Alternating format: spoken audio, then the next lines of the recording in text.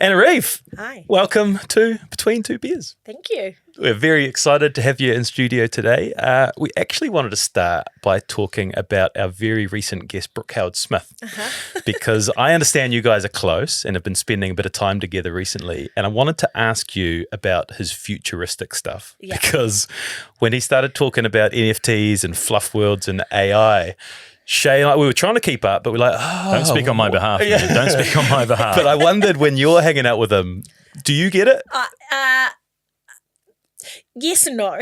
He's so passionate, so it's hard not to be like, yeah, bro, like, yeah, that's where we're going. But I sometimes, I've heard it many times now, between being locked up in a manor with him for 10 days and then hanging out. It sometimes I glaze over a little bit because it is going a little bit over my head. But because I work in the digital realm, but not in the whole, like the fluffer and NFTs. Still, I don't quite.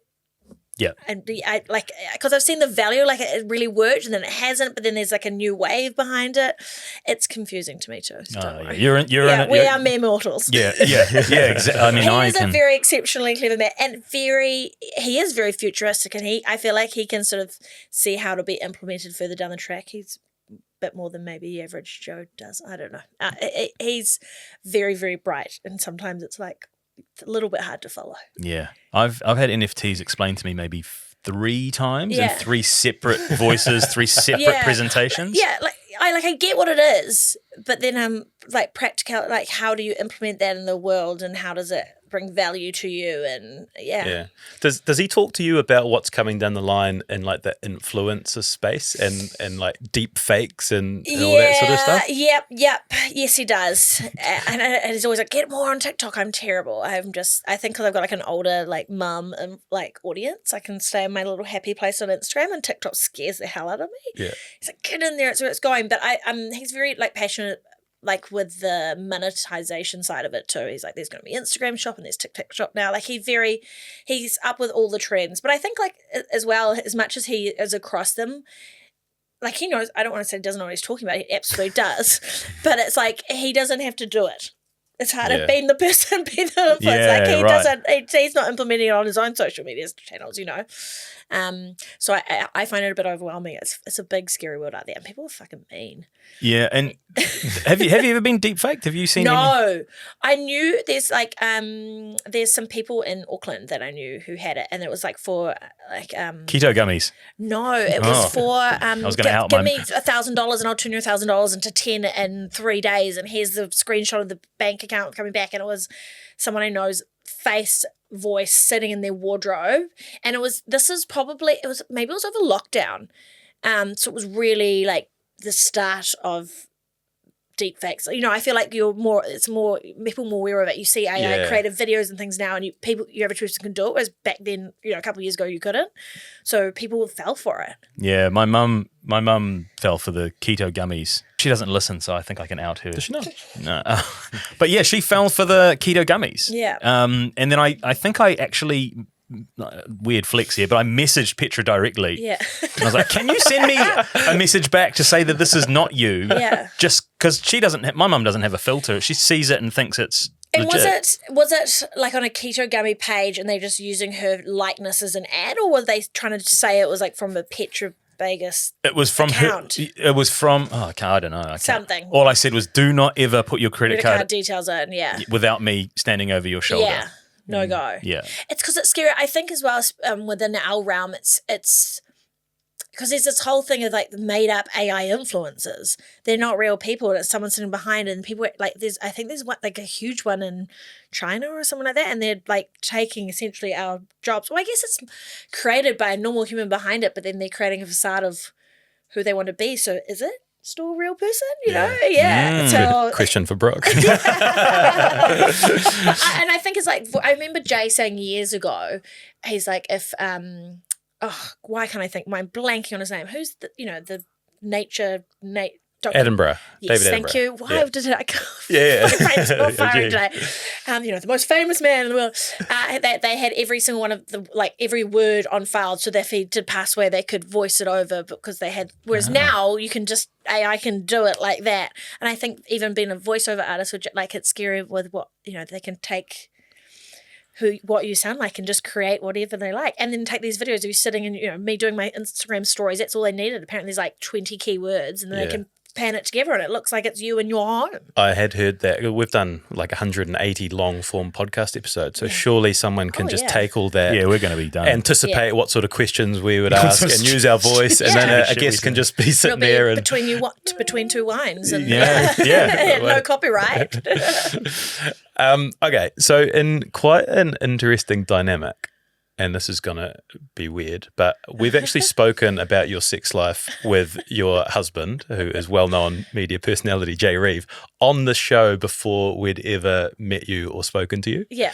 So Jay appeared on the Trainee Sexologist podcast, which we listened to the whole season in preparation for when we had Morgan Penn on. Yeah. And Jay's episode, was like, holy shit. He spoke about how hissing the bedroom was, and it was once a day for 3 years. And then I think you got brought in to verify his claims because it got so much. Later, season 2. Because, it got so much attention. So I wanted to start with that. Did you get a lot of feedback about that episode? I'm probably going bright red. It was actually, it was incredible feedback, actually. A lot of men still to this day, like, thank Jay for how, Shay's pointing at both of us. Like, we're in the club. I think I'll dive into the sex side of it, but like aside of how he's like a romantic and how he sets up our sex life to be a successful one, by it not just about being the act of penetrative sex. And I think that's where people got confused as well when he says, having sex every day. For us, I don't define sex as like penis, vagina, penetrative sex. Like sex is like that's like, it's connection. It's having like passion. Like who passions? Like most people don't passion unless they're having sex. When was the last time you pashed? Yeah, it's been a while. Yeah, so we pash all the time. So we're very intimate. Whether you say that sex or not, we're very intimate every day. I heard, maybe it was you. Yeah. On another podcast talk, that someone asked the secret sauce for you guys being successful, and I think one of your parents said you got to fall in love in your relationship constantly. No, I don't. I think I always say. Is being a parent, like as selfish as it sounds, like I put our relationship above, what's going on with our kids, because if we aren't good, then that will directly affect our children. So we very much prioritize each other, and especially as well, I had one of my friend's parents tell they're like childhood sweethearts, been together forever. That's the one. This is the one. Yeah, there you go. I see all you. Yeah. Sometimes the detail will get fudged because I was just thinking about Jay's episode Jay again. Sex chat. Yeah, and it took me right back there. So I'll pull myself out and I'll go back to where we are. So they said, your kids grow up one day, and this is also why we put ourselves first. They grow up, we say 18 and they're out of the house. What's it likely to be, like mid-20s? But they bugger off one day and you sort of look at each other and you're like, do I like you? Like, what is this without our children? Do we have something special going on here, or were we just surviving and getting through it because of our kids? So that always stuck with me. I think she told me that when I was maybe like 17 or 18, like quite young. And they're still together now, been together forever. And they're such a lovely couple. And that's just always rung so true to me. Like, I need to make sure that Jay and I, like, we've got our thing going on, because one day if we just do it for the kids, they bugger off some stage, and then you're like, shit, I'll be however old and like, not past my prime, but like, well, wasted this, like, what's the point? So yeah, I make sure that our love story is still like it's still like, he's just my guy, and he just makes me so happy, and therefore it makes our whole family really happy. Oh, I get a little teary in my eyes talking about that. But it's really nice to hear, because from the outside looking in, I feel like you guys are kind of couple goals in terms of what you've got, and I know that feeling from the people that we spoke to in preparation for this. Yeah. Is pretty universal across the sectors. Yeah, I think I get it a lot, and it's really nice to be told that, and to be told that people in my relationship, because I think a lot of people as well, I meet people and they're like, I thought it was a bit bullshit. Like, it all just looks a bit too good to be true. And it's not that, there absolutely have been hard times, and I'm sure we'll get into it. There's been absolute ups and downs. I've had postnatal depression. There's been really shitty times, but we've come through it. And so people were sort of surprised, like, I thought it was all just a facade, and then they meet us like, you guys, you really are fucking in love. And I'm really, truly, truly in love with that man, and vice versa. And we're better being together. And it's nice that radiates and people see it, and how we speak about each other, and how I think it's common for women maybe to talk with such high emotions about their partners, but like how he does. And I think that's what a lot of people admire that about him, like how a man, sadly, that we admire this, how he talks about his partner. So as is our way, we've gone to a lot of these people and sort of asked them, to get the full picture. And I'm just going to read something, not from one of your friends. Well, I'm sure she is a friend. She is a friend. Your agent, Liz Delaney. Yes. We asked her to describe Anna. So this is what she said. She said, Anna is the true Swiss Army knife of women. She appears to have a bottomless well of energy and enthusiasm for life that is focused fiercely on her family, friends, and work. She understands people. She navigates them, none more so than Jay. If ever there were twin souls, it's Anna and Jay. Yeah. They can move mountains together, and they do. But I'm interested to know if she really finds Jay's condom beanie sexy and why she allows him out in public wearing them. That is a really nice thing to say. Look at give it Terry. That's really lovely from Liz. Thanks, Liv. The Swiss Army knife of women. I think that's good. There is more to come, but I just wanted to pause so you could address the condom beanies. You know what the condom beanie is? Great compilation that you put out. Oh, thank you. Great compilation. It was perfect for it. Yeah. So for those listeners that don't know, it's the teeny weeny beanie. Who's the guy the late night show that did it? The video. Have you not seen the original? No. Well, I thought you created it originally, and I was like, that's amazing. No, it's oh my god! And I keep forgetting all these very famous people's names. I'll show you it afterwards. It's like he did it on not SNL, but it's like the Late Show or something. Trevor Noah. No. Jimmy Kimmel. Yes. Or Jim, or the other Jimmy. I'm sure it's Jimmy. Fallon. Jimmy Fallon. Producer Jake. There he is.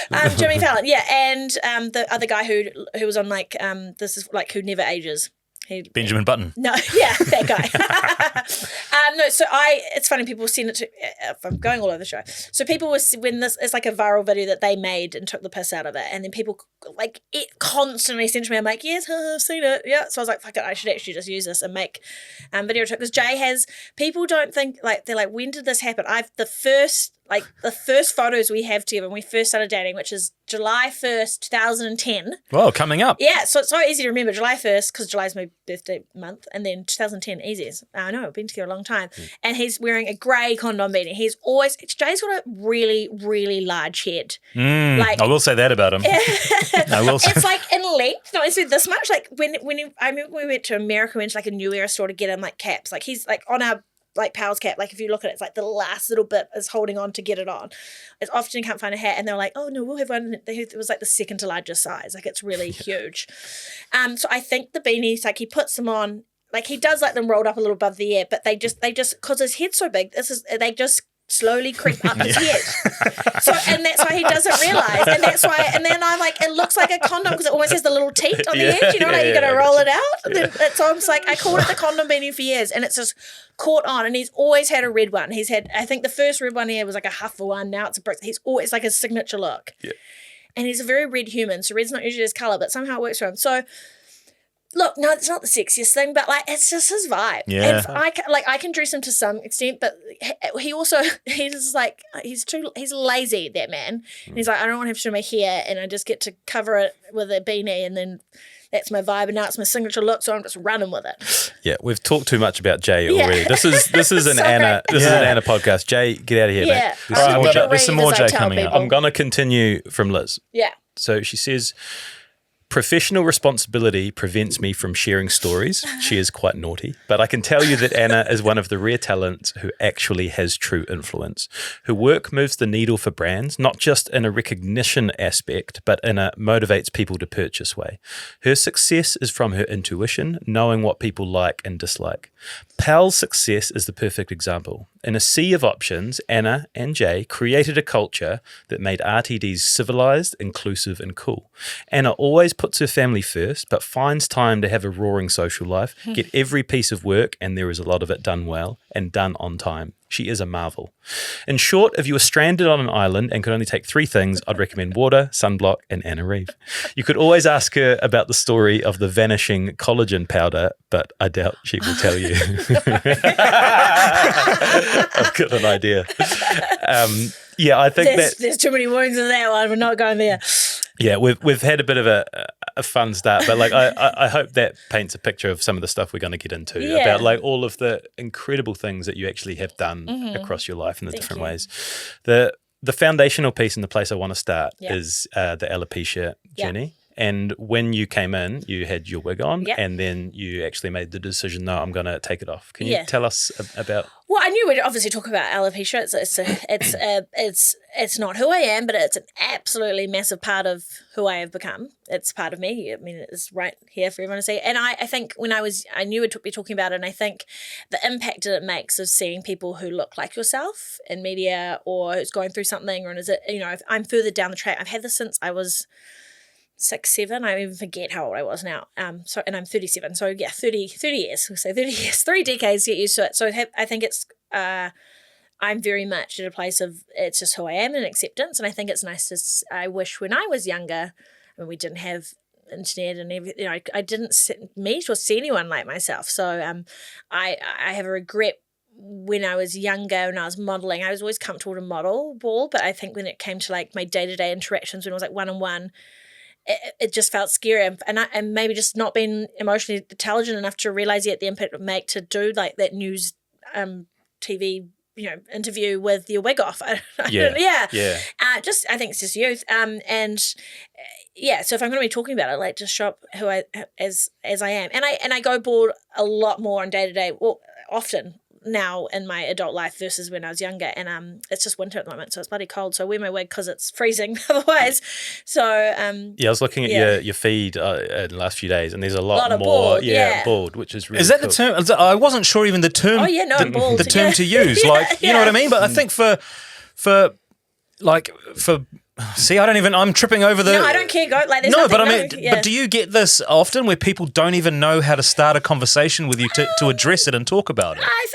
I think it's usually if people don't know me, not my story, and then see me bald and assume I'm ill. Yeah, and then feel bad because they're like, oh, poor woman, she's But that's sick. That's probably an assumption that a lot of people make and have no idea that alopecia is even a thing. Yeah, people don't. I think people, and that's the thing. That's half of why I want to, show up at like this. It's a really well hidden disease if you got a good wig. Like you see me in my wig, you'd have no idea. It's actually my favourite party trick when I meet people who don't know it, because I'm like, close your eyes, just freak people out. So people didn't know about it. So I think it's getting, that's got after the Will Smith slap of, keep my name out of. So I think there's been platforms where people have learned and heard for the first time the term alopecia. I've always naturally does the assumption. That's what happened when I was a kid. I've had literally people on Ponce Road get into my car, like a guy screeched to a halt on his bike and like come back and he's like, hey, and I'm like, what? And he's like, oh, and try to tell me about some sort of treatment. I'm like, bro, like I don't want unsolicited medical advice, and I'm like, and I've got alopecia, but fucking have a nice day. So take us back to when you were 6 or 7, and because you had hair, and then all of a sudden you didn't. Then I didn't. Yeah. So what happened? It's quite hard. I think I remember the stories, but I feel like I also remember the stories that I've been told. I think I actually have a lot of like trauma from it, and there's a lot of my childhood that are like there's flat. Like I think I should remember a lot more, but I think I blocked your brain blocks it out without you even realizing. So I remember my mum thinking I had chopped my hair like my Barbie dolls, like because it was getting all I don't know, choppy. I don't know, it just looked weird. The snorts come out early. Chopping my hair because it's choppy. Goodness me, and I can't pull it together. And I said no, and then I was waking up every morning, I believe it was on my pillow, and Mum said then my left eyebrow went and then my right eyelashes went, and basically it took 2 weeks. I remember going to get my last haircut, trying to even it up, and it was into what I'd call when I was a little boy's haircut, and being pumped on it, and then all of my hair been gone within a day afterwards. And I think my dad was a pilot, and I think he was on a trip, and so he left, and he had started falling out, and he came back, and it was pretty much not there. And I think I've just been told, I don't remember, I've been told this, I think I opened the door and for him coming back and he saw it and burst into tears or something like that. It was really, really fucking fast. And everyone else that I've since met with alopecia usually, so mine's got alopecia universalis, so I have full body hair loss, like I don't shave, I don't wax, like I am smooth all over, which is the rarest form and the most intense form, clearly. And everyone else who I've met with it since, because there's alopecia universalis, areata, which is like patches, and then totalis, which is just like head. And everyone else I've met, even with AU, they've usually had some sort of regrowth, like, you know, they'll get eyelashes coming back or have periods of a lot more growth, which I've just like, mine just went and just never, like we tried all the treatments and all that and just like never came back. It's actually only recently I've started getting these little like white, it's like no pigment in them, like little baby hairs on the back of my head. They freak me out. Really? I'm like, this is gross. I'm like, oh, here. You would not like my body. Yeah. Jay's hairy. It's fine. But I'm like, oh man. And they're just like, it just looks like little bum fluffers. I'm like, Jay, shave my head. Sorry. That's one of the creepiest lines ever in the history of a job between two. You wouldn't like my body. Holy hecker. Yeah. Sorry. Jay's a fluffy man. I don't mind a bit of fluff. Fluff world. Nothing wrong with the fluff. Yeah, a bit of fluff, but just not on me. No, not the bum fluff. I'm like, ugh. Yeah, I get that. Like, so mine's just never really come back. So childhood, and sorry if I'm making you sort of relive traumatic parts of your life. No, it's fine. Go ahead. But what's that journey like? So all of a sudden you've got no hair. Yeah. You're a kid, and you start fixing it with wigs, and then keeping that secret from your classmates for a long time. So my primary school I was going to, it fell out, and then I was wearing, it was like a uniformed school, and I was wearing hats, but you're not meant to be wearing hats, so I was wearing hats, and it's funny, the one thing I remember that really stuck with me at the time, some kid would be like, you look like my granddad. I was like, 6, and I just remember being like horrified, like, I look like a granddad? So I wore hats, and I covered my head, and I've got, there's actually not a lot of photos of me fully bald. Like I always have this little hat on. Like, even I'll wear my pajamas and I must get up and I put it on. I have these little hats. It's just my little face peeking out. And I've got eyebrows tattooed now, but I didn't then. So it's very one-dimensional. Like it's very alien-like, you know. Yeah. Perceived perception of what aliens look like. Yeah. Popular depiction. Yeah. You do know. Yeah. Am I one? We wore hats, and then we moved schools, and that's when I got my first wig. And I have these incredible wigs. They're called Freedom Wigs. It's actually the only company in the world who makes my type of wig, which is like a vacuum wig. So you just like put it on, and it's the same shape as my head. So when you put it on, it creates like a vacuum, like a sucker cup against the wall. Yeah. If you push it, then it will stay, and if you release air into it, it'll come off. So it's the same principle, and it's a New Zealand company. They're in Dunedin, and they're the only company in the world to make them, so they send them out all around the world, which I think is very cool. But back then, like, the technology has come so far, and they were just like, like, you can tell like a kid's set of hair, and they just had so much hair, like they were like big and puffy, and they just like didn't look like a kid's hair. But I like made the massive mistake of refusing to let my mum teachers knew at my new school, but to not tell the kids. And mum, like, hindsight, a beautiful thing. She, like, I guess I've gone through such a traumatic time. Like, yes, whatever will make you happy. We'll go. Don't know any better. And also, this is a time there's like no internet, there's no support groups, like, there's no cell phones yet to call. Like, you're just on your own. Yeah, you dropped off at school and you picked up at 3:20. Yeah, 3:20. And no one understands it, or what is, like, mum didn't know, like, talk to other women who had her kids gone through it to know what's the best way to do it. Like, you had encyclopedias, and that's like as much as you could to like go like to research. So she didn't, and kids just picked up on it straight away. And kids are.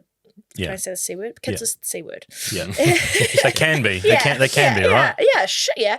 And you're different. And it's scary. Like, I think it scared them, and like they thought they could catch it. And they just guess, like, they would just sit behind me, like, try and pull my wig, or they'd like try and get me to flip up the fringe to show. Like, they just picked it, and they just like, you just went at me, and I just denied. And I think that made it worse. And there's a lot of bullying and a lot of meanness. It was a really tough time, and then it culminated in going down a water slide. Yeah, what happened? Yeah, so I was in standard 4 camp, year 6. There you go. Standard 4 camp. Oh, maybe it was a year prior. I don't know, sometime. And I think the camp's still at Snell's camp.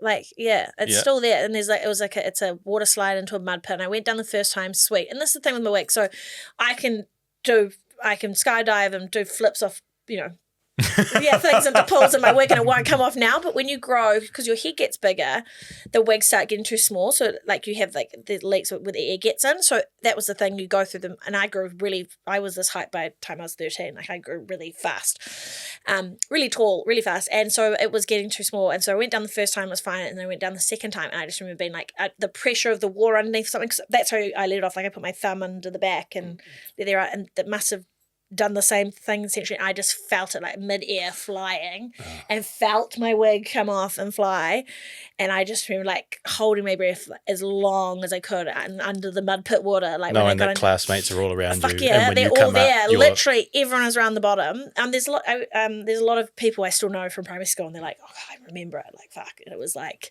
I bet that sort of thing would go around the school. Oh yeah, so fast, I got back. Yeah, and I remember just being like mortified, grabbing it. My teacher grabbing me, putting a hat over my head, taking me up to my room. And this is one thing what I will, good.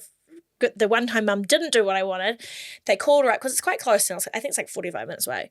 And they called her up and I'm crying, wanted to go home. And she's like, nah, like you're not going home. We're going to go out there. We're going to tell them what's going on, explain it. You're going to face it, and you're staying here, which I thought was very tough. And I think it's one of the best things. So that was finally being able to front up and like explain it to people. I'm getting like breathless.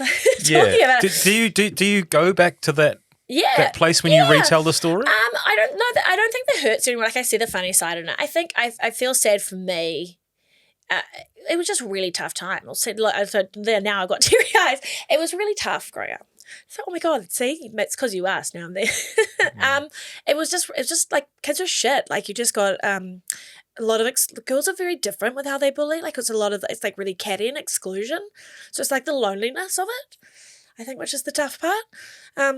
So I was a lonely kid. Yeah. And yeah, I don't know, never felt good enough or whatever for whatever reason. But then also like the flip side of it too, like, I don't know. Yeah, I was like a tall, I guess like, when you put a wig on, like pretty skinny girl, and then you also get the flip side with like people being bitchy about your looks at the same time, but then rip you apart from the other side of it. It was it's just a weird time. So yeah, I don't, like if I talk about it day to day, like I don't go to this place, but I guess it's like a lot of reminiscing right now. So yeah, it is, I just feel sad for myself. Just the mistakes I made. Like I should have fronted it the moment I got to school. When they're asking, I'm denying it. Like no wonder kids are gonna fucking have a go on about. Like we knew it. Like of course it's gonna be a big deal. So there's just mistakes made. But I think that's of the time. You can't in any way take responsibility for that. Like the kids, like you don't know what you're doing. You're just trying to survive. No, exactly. And neither did my parents. Like we were just trying to get through it. Like a very rare thing. Like I wasn't until I met. The first person I met with alopecia, actually, I did. She was like a 60-year-old woman. She wasn't even that old. She was probably 50, but I thought she was 60. As in the eyes of a 6-year-old. And then it was years. I think I was I think I was like a teenager, like 17, 18 before I met someone else with it. It was my age. Like I met then a lot of younger girls and stuff, and I would try and help to have what I didn't have. It's an impossibly hard scenario. Like it's hard enough being a teenager and trying to find your way, and you've got this thing which makes you so different to everyone else. And no one likes to be different when you're a teenager. No. Whereas now I'm like, God, how boring would the world be if we all look the same? Like that's like you got to embrace your uniqueness. Yeah, and which is the really cool part of this is the transition from something that made you different and made you feel the way you did to how you used it to empower yourself. And I think it comes from a place of privilege as well. Like I got scouted to be a model. I had my wig on. I went in and then I was like, God, I'm going to have to tell them I'm bald and they're not going to be interested. And I was 13, 14. Yeah, so this is like 6 years from the initial hair loss. Yeah. To where you are now. Had you got more comfortable with owning it? Like my friends knew they'd never seen it. So I wore wigs, and if I had sleepovers, I always slept in my wigs. Actually, this is like even at school camp. I don't know if it was before or after I'm rubbing hair because there's a scar on my head. I slept. You're meant to take your wig off, and it gets sweaty because it's a silicone. It's hot, and I slept for like a whole week and I felt so uncomfortable that even in like a closed bathroom store, I didn't take my wig off and like wash my head out and wipe it out. And I obviously had like, I got a massive infection. You can see there's like a little round sort of, and I ended up getting this like, it was like an egg on my head. It was like this huge infection. I couldn't go for school for weeks afterwards, so I refused to go without my wig on. So I like literally like created this like huge issue for myself because I couldn't even in like a closed off space at school feel comfortable to take it off. So once people knew, they knew, but I also, no one had seen it. I'd never shown anyone ever. And like when I was younger, I think I got in the habit as well of get up, put on my wig, and my wig was on until the moment I go to bed. And even like if we'd be away on holiday, I remember being away on holiday and like, you'd have, with my parents and like, room service gets delivered, I'd be like, would not let them open the door until I put my wig on. Like I didn't want to show anyone it. So I was still at that stage when I got scouted that none of my friends had seen my bald head. It was sort of, and it's not like, I'm sure I think as well, like sometimes a little bit of pressure helps. Like I think if they asked more, I would have done it, but then people don't want to ask and make you feel, it's like the cyclical problem. Yeah. So I remember saying, oh God, I'm going to have to tell her I have no hair, and to be a model you need to have beautiful hair. And they were the opposite. She was just so pumped, and I was lucky. It was the time of very like edgy New Zealand fashion. There's Paver magazine and Pulp. So it actually worked in my favour. But I think that like a lot of other people, going through alopecia don't have that same problem. I think being told, it's like a validation thing, right? Like you're a model now. Like models are beautiful, right? Like, I think that was the inner narrative for me that like made me feel like, oh, this is like an okay thing. But it still took like, even then, like all my friends would see that, or like, my first ever shoot that I did, which was my test shoot, ended up actually being in Paver magazine, and like they saw that, but they still would never face to face see me bald. Because 99% or something of your modelling was bald? Yeah.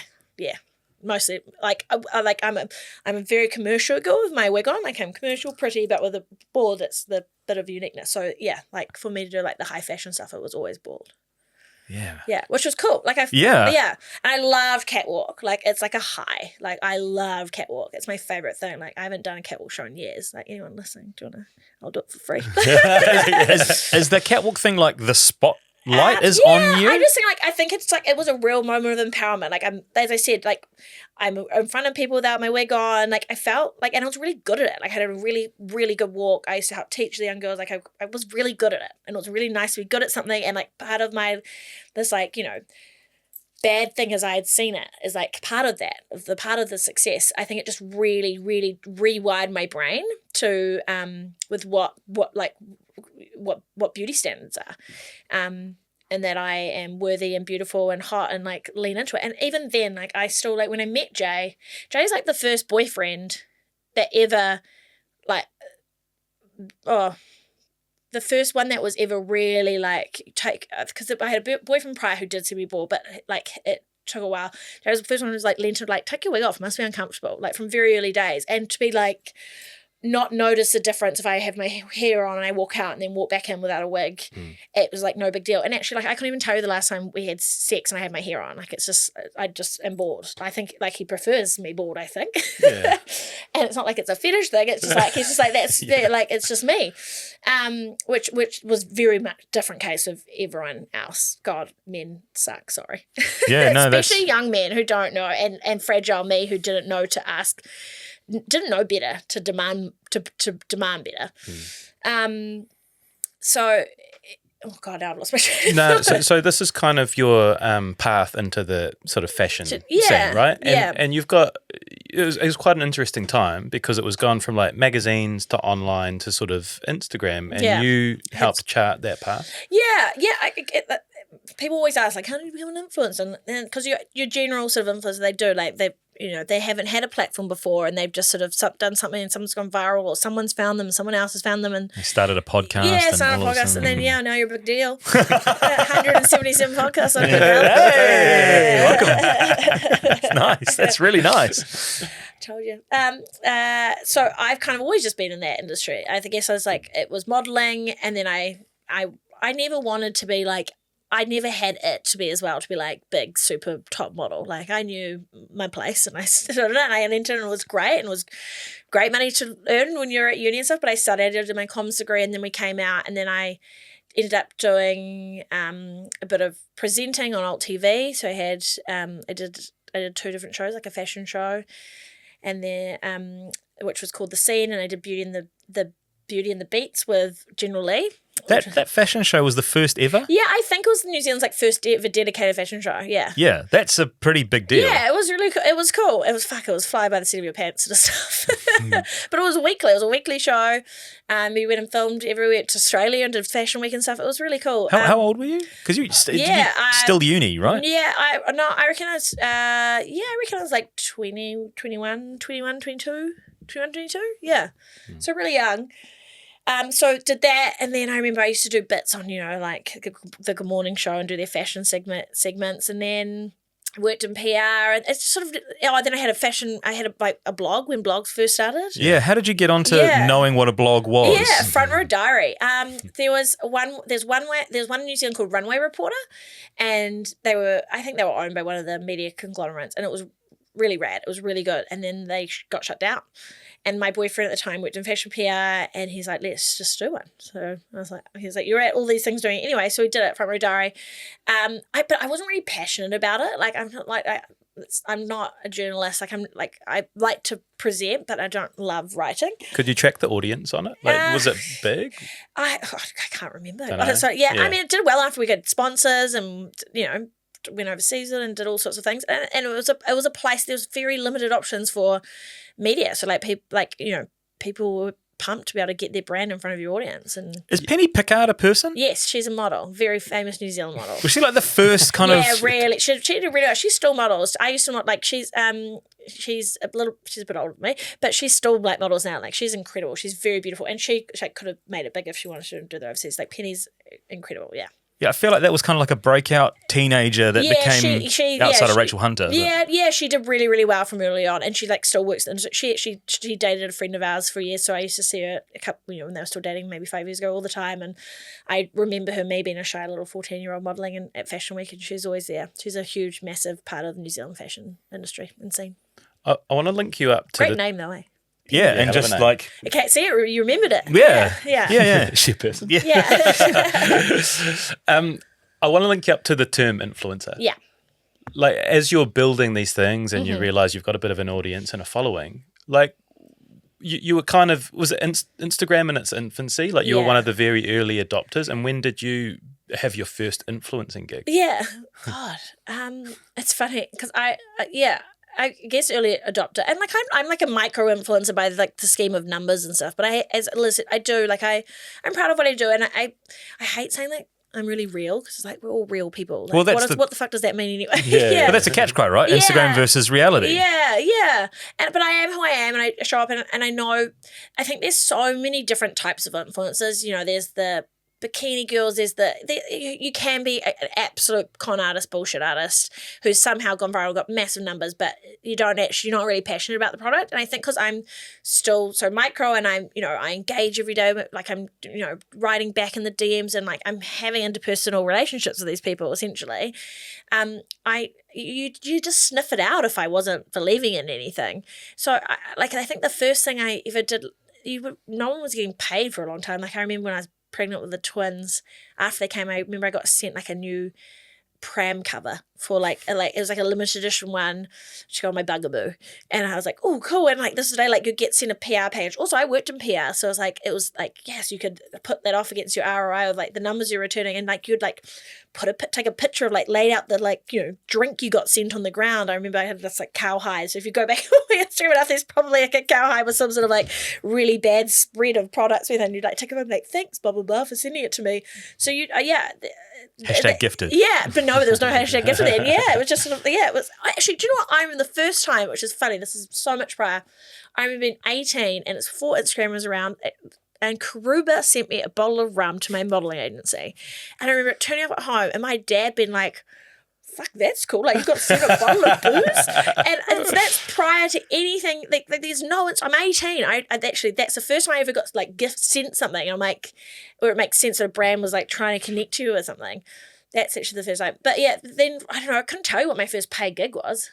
I have no idea. But yeah, it's just been a natural, I guess I've always talked about, I used to, when I was modeling before even, Instagram, I worked with, I was a MAC ambassador, that, they'd send me a certain amount of product, MAC makeup, and they'd send me a certain amount of product, and then whenever I did sort of press, or I'd always end up mentioning them. It was just this sort of, it's a natural synergy. It just sort of happened and evolved, and I've always talked about products, and I've always been interviewed, and I've, people have been taking interest in my life because of this, and, they've been on TV, and then I married a man who was on TV and in a radio show, MTV he was quite famous then, people were interested. It's a really fascinating space. I'm really, the way you described, I'm really proud of it.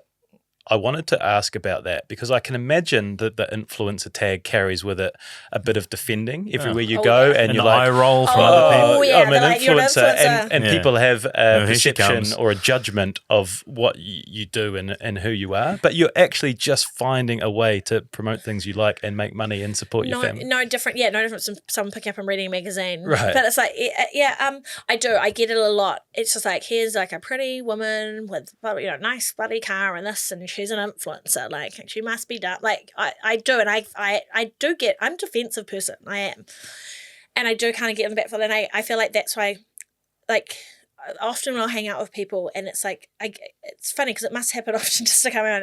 People get, and after spending half an hour with me, or I'm meeting someone new, and it's usually a man who works in a 9-to-5 corporate job, and we get on, and I always get a look, and they're like, "You're really smart.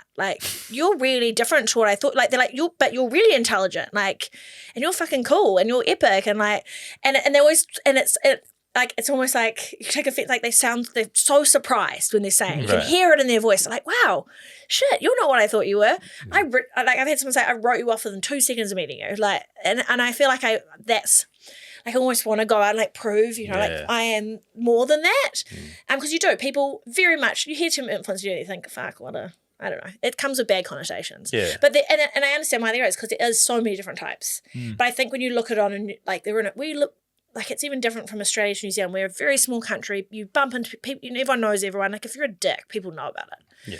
So I think on ours, in America, I think I've actually had, I've had good friends, I won't say the name, go over to massive events in France, and she's been taken over, and she's all the international, they just wouldn't have a bar of you. What's your numbers? Didn't care. And they were that typical, what people think an influencer were. But New Zealanders were different. Are there any comparisons to the influencing world and the modeling world around that kind of? Because my completely no basis whatsoever is the modeling world could potentially be quite bitchy about who gets what and where and where. It is competitive. I know that other people grew up in the industry and had very different experiences, but I felt I was very young. I was definitely one of the youngest models on the catwalks from a very early age, and you have got nudity, there's nipples, but I always felt I've never had a bad experience. I was very safe, and I had never had. I think because I was a baby, I didn't have any cattiness with other models. I think all these models who'd been around a bit, know what they're doing. They sort of take you under your wing. And I had a good friend, Nahuya. She's now married, Nahuya Williams. She's a really incredible model, and she's married to Steve. Yes. Oh, Dunstan. Yeah, Dunstan. She sort of started maybe 6 months after me, and she's maybe a year older than me, and we just were each other's little buddies through it, and we lived that experience together. So I didn't find the industry in it bad like that, but I think it's different in the way. I actually think if you same thing, you go, when people ask you what you do, and I was telling you're a model, they're like, oh, she's a model, but it didn't come with as much as shit as you get given as an influencer. Yeah, I feel like people just oh, she's pretty, so they're that's acceptable, even though they're ugh. Because it's more for a woman, it's bitchiness over looks or whatever. But I'm come on, I also don't have hair. It's not it wasn't the easiest road. Yeah. But I think you get more slack. Give them more shit. No, sorry, give them more shit being an influencer than being a model. And again, in the influencing, do you hone your craft? Do you look at what other people are doing and go, oh, I could do that? I've actually found myself in a real rut recently. I found myself really stuck. I don't know what it is. I just I don't know. There's been lots of personal stuff going on the last year, and I don't know. I just feel I feel like there's awful people that do go and talk about you and bitch about you, and I was very unaware of it until being told, and then just seeing it one time, and it really made me sort of go, oh, instead of just do, because that's what I've just done. Like it's just who I am, and I've just done it. And I've never had the like really pretty feed where I've like planned it out so all the colors flow. You know, some people do that, and that's just not my aesthetic vibes. It's just not me. How did you see the criticism? Was it DMs? It's not like there's like a, I don't want to like say that because then it gives it. There's like a website people go and talk about you on. Oh, really? Yeah. Oh, is that the one that Bon was talking about? Probably. When we were driving back, and then she realised that we had 10,000 followers, and she wasn't following us. Yeah, and they can only talk about you unless you've got 10,000 followers. Yeah. Oh, okay. Okay. Yeah. We won't. Yeah. And I also don't know what it is because I didn't know it existed. Don't honestly. I sometimes like go read. I'm like, why bad Anna, bad. Yeah. And it fucks with your head. And so no, I think I'm very good at what I do. I also think I'm a really good communicator. I've got a comms degree. I worked in PR. Like I can pick up. When I get a brief, I can see what they're trying to sell, what the main points are, and I can absolutely weave that into a yarn that it's natural because it is, and it's deliver it. I think that's the key, like getting across those key messages in a very informative but chill, relaxed manner, like that it's normal, which I think a lot of other people it wouldn't come as naturally to them. Yeah, that's such a skill set in your armory to have that understanding of what the other side is wanting. Yeah. And I think the perfect seg here is to move into pals because man, from afar and before researching this, I just thought you guys have absolutely killed it in terms of just getting people on board, creating this brand that people want to be associated with and drink. Like everyone drinks Pal. It's everywhere. And it started from you. Like, so you're I can see it. Yeah, because I've spoken to people and it's like that initially, you tell the story, but your social following and the way that you used your audience and sort of like, I don't know, got this movement going was the foundation. Yeah. Right? So where did it start? Well, I think so before there were pals, there was Master of Ceremonies. So we had a wine company. We did rosé, and it's the same sort of thing. Like that was us promote. Like there was all of us co-founders, and we all brought something different to the table. One had worked in one industry as a GM, and us as the marketing side. So to say, yes, the success of Pals at the start to get in front of people's eyes was 100%. There's no way people were finding out about it except for Jay and I, and mostly my audience. But in the same breath, Master of Ceremonies didn't pop off like Pals, so it's not totally down on me. Like I think it's the like, I don't want to take away from all the other amazing people who are part of it. Like I think it was the perfect marketing mix. Like we had a fucking great product. It tasted good. There was nothing else the market tasted like that, which is why. Once again, this pops off different from wine. Wine was done. We had cool branding.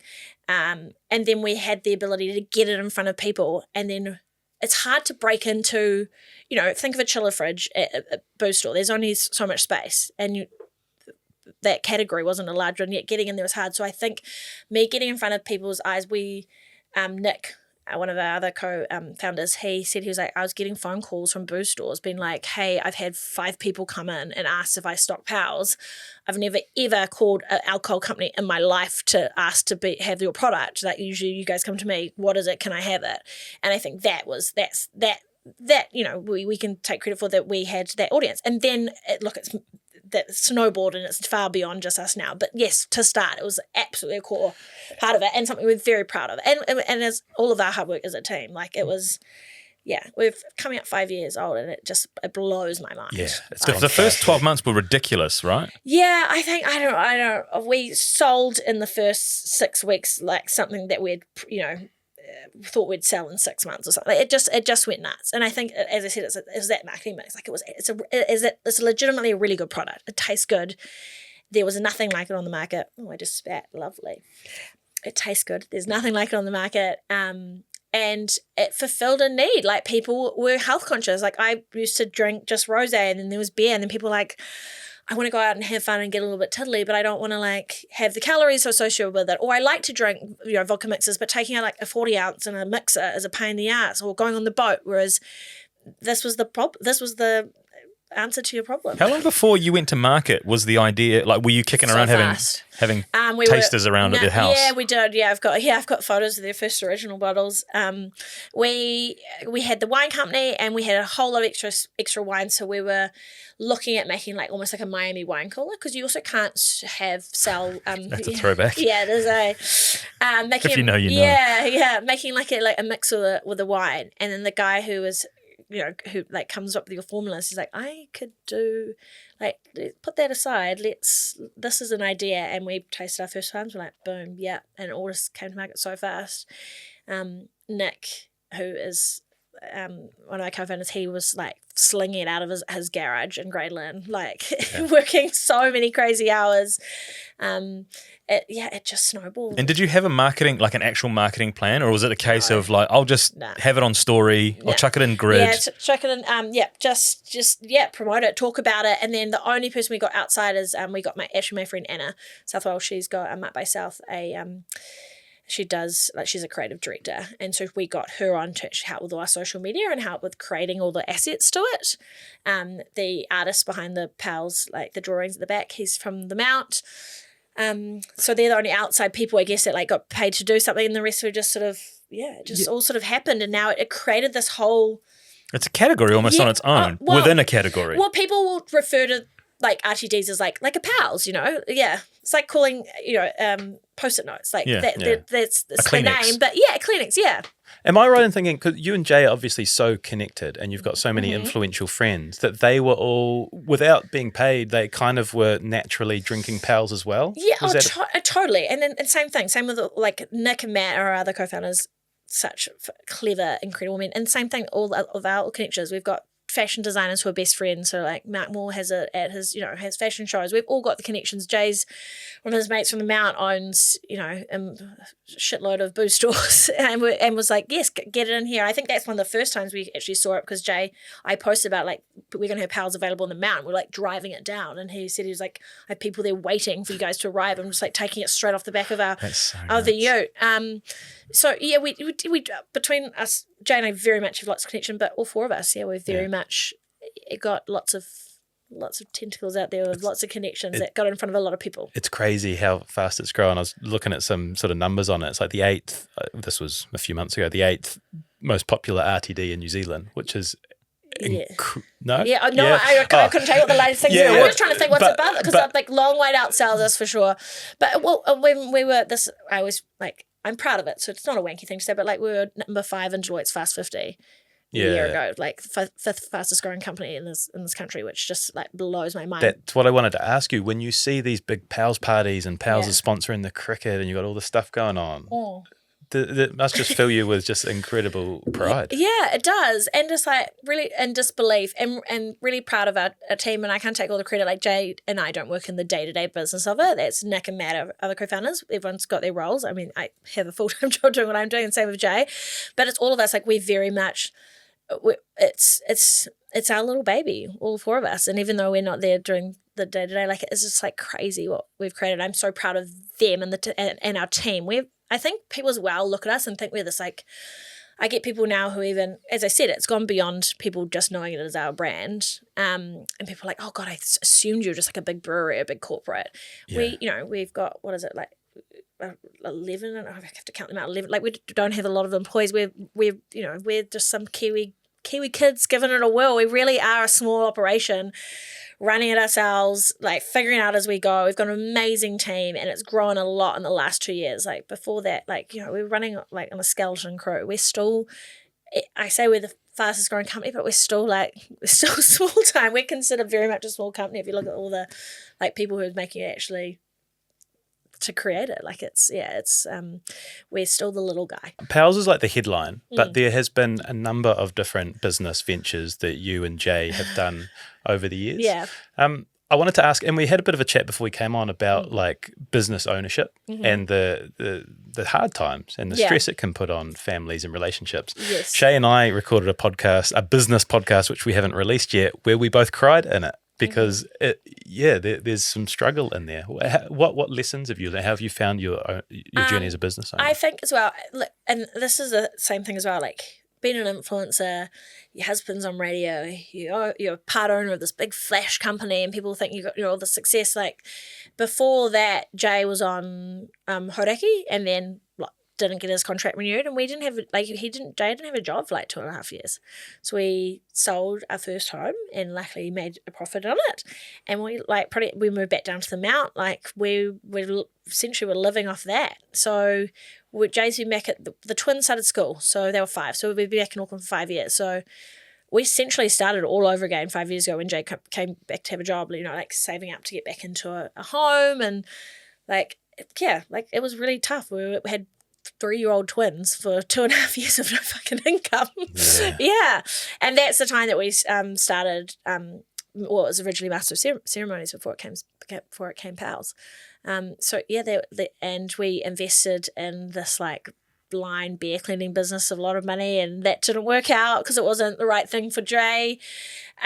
There was lots of mistakes, like, real gut-wrenching, hard times, like, especially for a young family. So I think people always see this flip side, and I think we probably don't talk about it enough. And also, you don't want to be like, there was a time when we didn't have any income coming in. You don't want to talk about it too much, but it's part of it. That was my perception of you guys. And you've just been killing it for so long. What was that, 5 years ago? Yeah, we've been in our home now for 2 years. And we're I love our home, but it's tiny. We're in 100 square meters. There's no garage. It's very small. I love it. Small, mighty, and it's beautiful. But we had to completely start again. Yeah, and the perception from the outside, the Instagram versus reality, totally is like, no, these guys have got it made, nailing it. And had it sweet, had a sweet ride forever, cushy, never worked a hard day in her life. That's what I find people think about me, that I've never worked hard, that everything's come easy to me. Yeah, but you've also, the flip side is you've also created a life that you get to pick and choose the things that you do now as well. So privileged. And I always say to Jay, like when Jay has a little moan about radio, I'm like, mate, you're not into the office till midday. I was like, you get to go every day and you get to drop your kids to school. I was like, what? Most dads, most people have a 9-to-5 job, especially like men. Like, what parent gets to do that? Like, it's such a privilege. Like, you get to spend so much time with your children. And even it was a privilege even that time that we had where he didn't have a job, like that we had all this time with our little tiny kids. And like I always say, my every first is my every last with my kids, because they're twins. I don't think we've ever mentioned that yet. I have twin boys, and there's no other kids coming. So that was a privilege we got to, that we had. That's the silver lining that came out of that.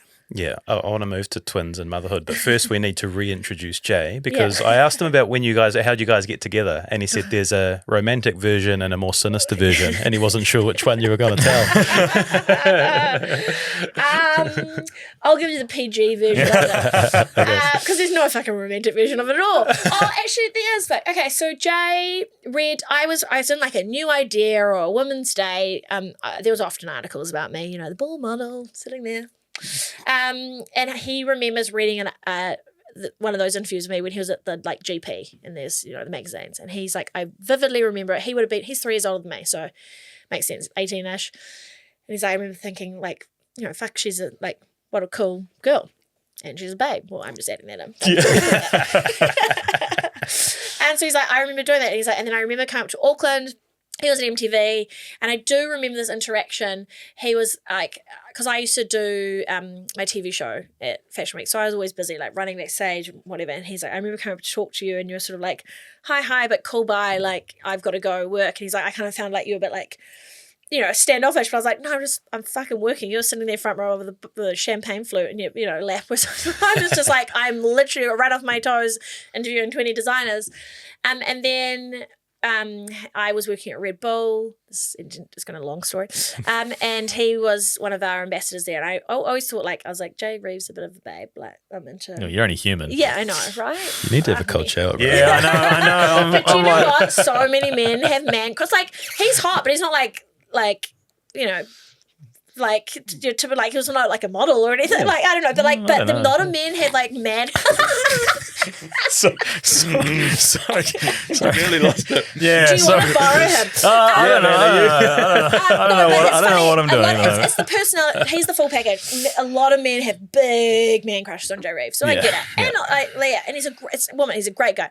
Anyway, he's a great flirt. It's such a flirt, and he makes you feel fucking great about yourself. Yeah. And it's genuine though. though, but he'll give you and they're all genuine compliments. It's like he sees who you are, and he never will look over your shoulder. Oh, that's good. What a guy. He never looks over your shoulder. He never wants to be out of the conversation. He like gives you your moment, like he's locked in on you, and that's what it felt like. And anyway, so I was at a nightclub. My best friend got really drunk and had to go home. R.I.P. cassette. Yeah, cassette, teapots. Is it gone? I don't know. I just said that. Yeah. I haven't been out in Auckland in 20 years. I don't know what I'm talking about. Yeah, Is Float still around? No, Float's not. Okay. Float was a good time. So we're showing our age. I put her into, lucky your sister was there, so I put her into a cab, and usually I'd like go home with her. She's like, "You gonna come?" I was like, "Nah, I feel like staying out. It's Auckland. I will bump into someone, and I feel like flirting with boys." Yeah. I said that, and as I walked back into the door and walked, Mark Moore is a good friend of ours, and Jay and a whole bunch of guys, and he's like, "What are you doing?" I'm like, "I'm by myself, so it looks like I'm hanging out with you." And he was a little bit wasted, and he's like, "Fuck, your legs look amazing, those pants." And I don't know, I do have great legs. And he's like, "Can I feel them?" I'm like, "Sure." Whoa, that's I think a forward move. Yeah. He asked for consent. Yeah, man knows what he's doing. Like, I was like, "Yeah, give him a will," and we literally danced all night long. Trying to keep the but yeah, but he wouldn't he didn't kiss me yet, but I could tell he wanted to. Mm-hmm. But then we danced like that, and the lights go up, and he's like, "Sweet, taxi back to yours." I'm like, "Okay," and we did kiss, and then he never left, and we were married within like 2.5 years. Yeah, I got him good, and he wanted to be. He'd come out of a long-term relationship maybe like 4 months prior, and he was like, "I want to be." I think his friends as well, like, "You're on TV, like, you know, be famous and single and have fun. You've been in a relationship for 3 years," and I really just. Yeah, we're on that one. Oh, he just told us about the pink ribbon walk, and you guys spending a lot of time together. No, I was trying to see it was a long trip. So he was still with his ex-partner then, and I just broke up my. That's the first. Actually, yes, that's the first time we properly ever talked. We did the pink ribbon walk. We were no flirting because it's above board. He was with a girlfriend then.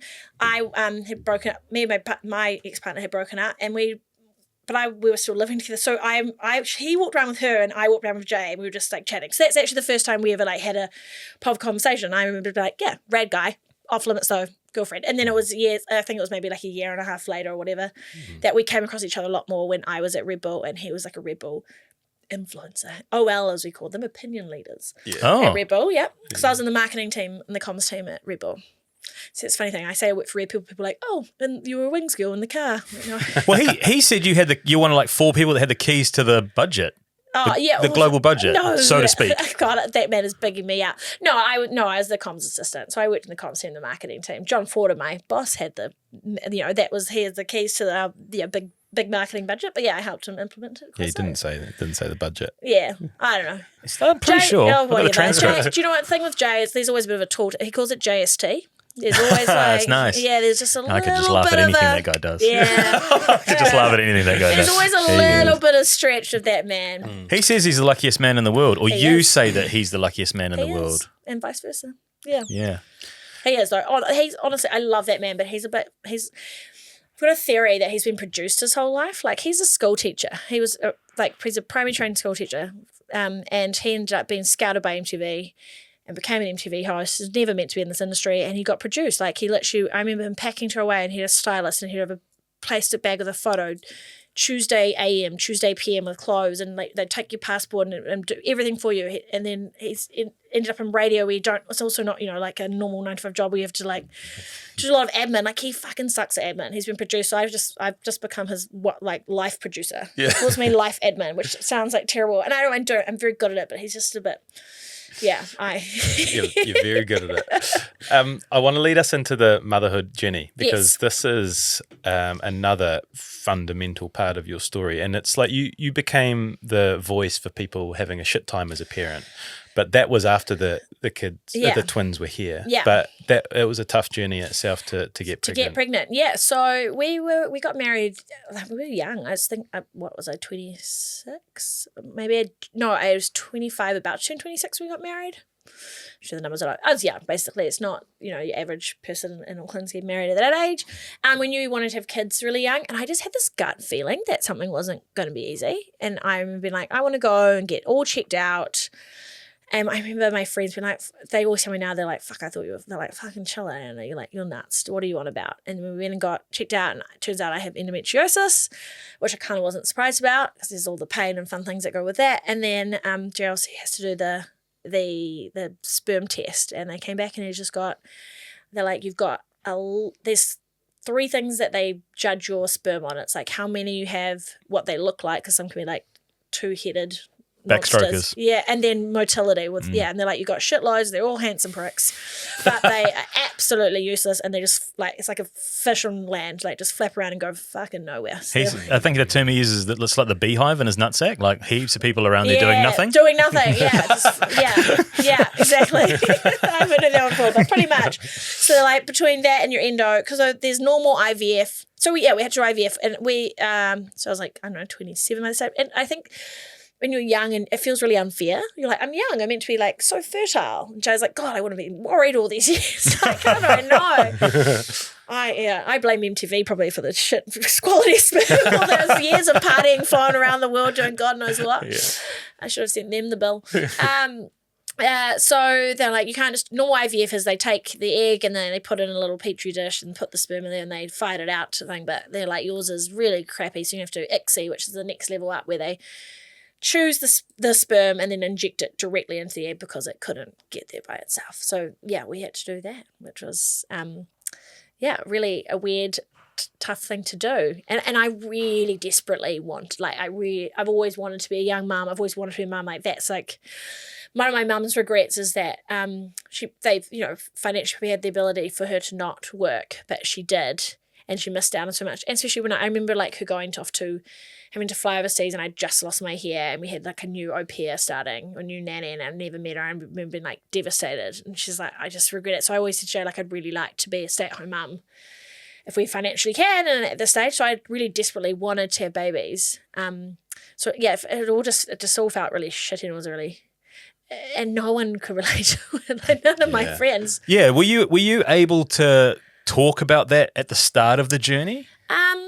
I hate that word journey. I know. The season of your life. I clocked myself saying it just then as it came out of my mouth, and I was like, But like, no, what other word do we use? Yeah. But I feel like IVF itself is it's not a taboo. Well, there's some shame attached to it. Yeah, I remember when I rang and had to book in for something, and I remember the receptionist, even at the IVF clinic, said something about dismissed, like, because she obviously sounded young, like dismissive of like the importance of it, and no big deal. And I was like, you have fucking no idea what I'm going through. Like, yeah, because people assume like when you're younger you've got all this time. I don't know, it is, and same thing for my friends. They just sort of like don't quite get it, and like when you're not going through it, talk about the heartbreak behind it. Like, you put on the surf, you've got your person, and you think you're just going to make this magical little kid, and it's going to be fun, like the fun way everyone else gets to do it, and that gets ripped away from you, and then the challenges behind it, the costs behind it. I think my friends were, supportive as they can be, but also you just don't know. Like, you're just not in anywhere close to where they were at with having children. It was so far out of their warehouse. This is kind of a dick question to ask. Yeah, no. But did any of the emotion of that take you back to the alopecia initial stages? Yeah, probably. Probably the not being like good enough and not worthy. I think as well, and I had that because of the endo, but I think Jay felt a lot of shame because it's essentially like the biggest part was because of his, Yeah, well, let's be honest. Being mean, the shitty sperm. And we've spent a whole bunch of this podcast pumping him up. You have. I have. But like, but in the research for it, like I read through it, and it's not a very common thing that you would see or talk about as well. And I think men as well, like, I'm the man, I'm here to spread my seed. Yeah. Yeah. I think he found it really tough. And then also Jay's a real empath. Like, he's not scared by womanly things, and he's like, I felt really shit. Like, I had to before they found out about the motility issues, I was on clomiphene. I was a raging bitch. It like fucked with me so hard, and he was just like, oh, I know I don't do this, like, but it just made me so irrational. Like, I was the worst version of myself I've ever been. Thankfully, it was only for a month. But then afterwards, I having to do all the injections and then retrieval with a giant, like, knitting needle being put up there to suck eggs out of you. He's just like, I feel awful. Like, I'm putting you through this. So I think as well, it was like managing even his emotions, and then but even though I'm having to live it, and then it's like, God, you're even having to manage your partner's emotions because you care and you want them to be good, but then I'm fucking like, who do you look after? And it's a mindfuck. Yeah. And then the prize is you get pregnant, and then that in Yeah. itself, Oh my is it God. true that you were thrown up 20 times a day? Oh my God. Okay. So I remember we did it. The first transfer didn't work, which I found devastating. Because I was just like, right, we've gone through all of this. It's because of this. What, they put an embryo on me. Surely I get pregnant. Like, I'm 26, you're 29, like, or whatever. Yeah. It's like, Did you have to do a bunch of research about like into it, or did you just kind of trust the process? Yeah, I went and did some like Chinese medicine and all sorts of go alongside with her, and acupuncture and whatnot. But otherwise, no, I just sort of trust the process, and I thought I'd just get pregnant, and then it didn't stick the first time. I was fucking gutted, like devastated, and we took quite a few months off because I just like mentally couldn't do it again. Like I was like, why didn't that work? Like they've got this perfect embryo, why? And it gutted me because yeah, it's technically not a miscarriage, but it's like my brain went there with it. I was like, that's a embryo, it should have been fine. And then when we got pregnant the second time, I remember being like, no, you shouldn't weigh yourself, but I remember weighing myself, and I was like, I'm like, I just put the embryo, and you found out you're pregnant 2 weeks later, the dreaded 2 weeks wait, 2 week wait as they call it. And I remember like a little bit later, like sitting on a thing, I was like, I've got to put on 3 kgs. Like, what the fuck? Like, I've got like a minuscule dot inside me. This is very strange. And then went to the doctor and mentioned, she's like, oh, it's all normal with pregnancy, blah, blah, blah, blah. And then such early on, we had to do like a wand ultrasound. So, and she's like doing, and she's like, oh yeah, here's, there's your baby, heartbeat, blah, blah, blah, blah. Great, take a picture. And then she like moved it. And she was like, oh. And I'm really clearly lying down at the stage, and she's like, we have to talk about there being 2 of them. And I just fucking bawled. Oh my God. And she's like, that's why you put on, because you basically, I think your blood volume doubles for every child you are carrying to support them. So the 3 kgs is like my blood volume doubling twice. So she's like, that makes sense of that. But Jay is the luckiest man in the world. He gets whatever he wants. He gets whatever he wants. He's always wanted twins. When we first started out with IVF, he's like, hey, we can have twins. I've always wanted twins. She's like, your wife is 26. Like, we're not America. We do not just like shove multiple embryos back for no reason. You'll be getting one, so you have one baby. And he was like, he was gutted about that. So when this happened, he like literally like jumped up and down, was like, ee! Like gleefully clapped and smiling and squealed like a little girl. He was so excited, and I just fucking bawled and bawled and bawled. I was like petrified. I'm like, and then I felt this, and I think this is the beginning of the downward spiral for me and my pregnancy, is like I felt immense guilt that I was like, we've paid this money, like I desperately wanted to have children, and now I'm pregnant with 2, and I'm fucking, I'm like, like I don't want this. Like, this is not what I signed up for. Yeah. I'm fucking scared. And then instantly I had really bad hyperemesis. So that's when you vomit constantly. So I was probably like 10 kgs lighter. I gave birth early to the twins. I was 6 weeks early, but at my full term, I was probably 10 kgs lighter with them inside me than when I got pregnant. I was so ill. Like, I couldn't keep anything down. And you kept working as well, right? Yeah, I did. I just was constantly in the bathroom. I lived on cheesy Mike's rolls. They're the only thing. And I learned what's easy to vomit and not easy to vomit up. And just suck. Yeah, because it's like, oh my God, I ate chemo one time. Oh, like, did you get like crazy abs? No. From it? Well, my abs got ripped apart by my children, so I don't know. I ended up getting like a massive, like, what's the thing that's called? Dysastis recti. Oh, actually, yeah. I did read the blog. Yeah, I got a big. They got ripped apart. I just got very slim. But yeah, like Jay went away to overseas, and he rang my mum like, you need to come and look after Anna. And my mum was a bit like, get on, farm girl, get on with life. And she's like, oh, surely not.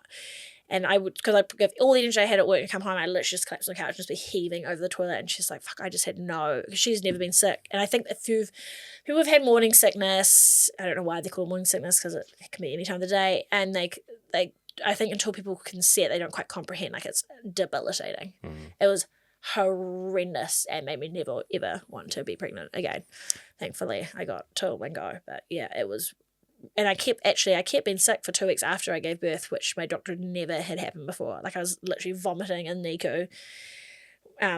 in the basin while breastfeeding, and he's like, usually they take the placenta out and it's gone. He's like, I swear you've gotten like some sort of vomiting bug like crossover in hospital. Yeah, it's very weird. Yeah, so the year after they were born, it was tough as well. When did the writing about it start and sort of normalizing that it's not always so rosy for everyone? I think as well. So I think I probably had depressed when I was pregnant. Like I remember thinking about things like, oh, if one passes, I've got to back up. Like, and I make really like unsavory jokes like that. Like I was just really detached from them, and like even when the day that I like my water broke early, so then I remember they had to go to NICU because they were tiny little NICU babies, and I remember being wheeled back into the other room and not being with your kids, and I was like, I feel so detached. Like I feel like I've had like my appendix out. Like and I'd always been told, and because I'd always wanted to be this like, you know, mum, and I was so excited, and I'd always told, you know, you see your kids and you just feel this instant love, and then I just felt nothing, felt absolutely nothing. Wheeled in to see them, I was like, right, okay, and like I just fucking tried to fake it till I could make it, like plaster on my smile, like I'm doing fine, and I just felt like a fucking monster because I was like, I don't love my kids, like I don't see them and feel love, and that's what everyone told me you're meant to feel, right? Like that's what you get told. There's this overwhelming, they're your people, you made them, it's done, and I was just like, nothing. I just felt like, what kind of fucking mother am I? Like I've wanted them so desperately, I've done IVF, done all these things, and now I'm like feeling this way. It was awful. So I had to sort of learn like I fell in love with them, and I, oh my God, like they're the best things in the world. But it was a journey, and then they were really sick, and so I think I spiraled even further into postnatal depression, and just didn't tell anyone. And also, because I was the first out of all my friends to have kids, no one has ever told me like it is actually normal if you don't have that instant connection with children. There's millions of women out there that it happens to, and fathers, and it's totally fucking normal, but no one talks about it because you're told you're meant to do the other thing.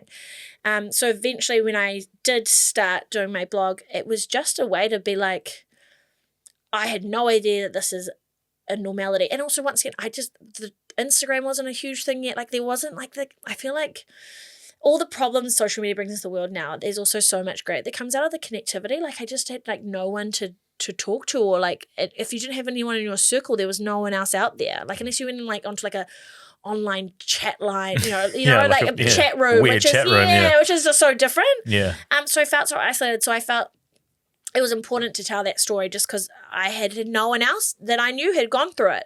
And then once I started sharing, then people, readers or whatnot came out, and I guess it made them feel better about going through the same things. It made me feel better that I wasn't wasn't a monster. Like, and you built a community, right? The community wrapped around you. And just like, and then it's really important to talk about it, and just like not to pretend. Like so my blanket nurse is the one who clocked it, and she pulled me in, and my mum, and I just like lost it and broke down and finally knew. But like mum was with me every day of the kids, Jay, and they like had no idea. Like mums are very good at just soldiering on and just like pretending like everything is fine. And it got like, if I didn't have that, so I just didn't want someone else to ever be in that position and not have an amazing person who managed to, like my blanket nurse, she would probably retire that year. She was like this like old like bitty grandma. She was amazing. She used to drop smoothies off to my house. She like, she's of that ilk, like she's a generation that's yesteryear, like she obviously knows her shit. She's done this forever, and that I didn't want anyone else to ever be in that scenario. You're like 9-10 years removed from this now. Are you still quite active in that space? Do you find people still come to you to talk about it? I do. People, I do, especially twin mums and people reading up on the thing, and I think sometimes I scare them a bit because it was really gnarly. My experience wasn't like the twins were really sick afterwards, and it was like essentially the whole it was like a year and almost 2 years of hell, including my pregnancy in it. But I get people saying like that was a tool for them to help prepare them, like not, to what realities can be, or it'll be. I get a lot now of people who've got older kids too, and they're like, at the time they're like, I remember like it was such like the first time they sort of read about it in our sort of New Zealand sphere.